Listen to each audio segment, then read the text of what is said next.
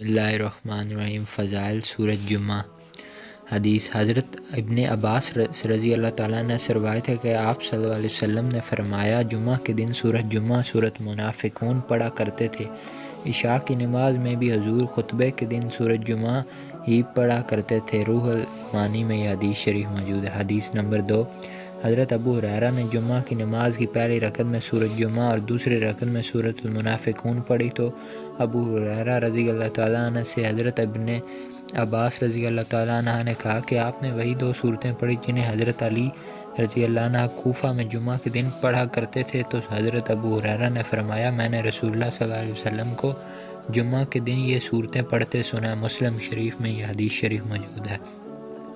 جمعہ کے روز اس صورت کو 11 مرتبہ پڑھنے سے بے پناہ ثواب کا سبب بنتے اور اللہ تعالیٰ سے راضی ہو کر اس کے نامہ اعمال میں 10 گنا زیادہ نیکیوں کا اضافہ کر دیتا ہے۔ یہ صورت فریقین میں نا اتفاقی کو ختم کرنے کے لیے بڑی مؤثر ہے، لہٰذا اگر کسی میاں بیوی میں لڑائی جھگڑا رہتا ہو تو اس کو چاہیے کہ ہر جمعہ کو فجر کی نماز کے بعد 3 مرتبہ سورۃ جمعہ کو پڑھے اور پانی پر دم کر کے خود بھی پیے اور دوسرے کو بھی پلائے۔ انشاءاللہ میاں بیوی میں محبت پیدا ہوگی اور اس عمل کو 7 جمعہ تک کرنا چاہیے۔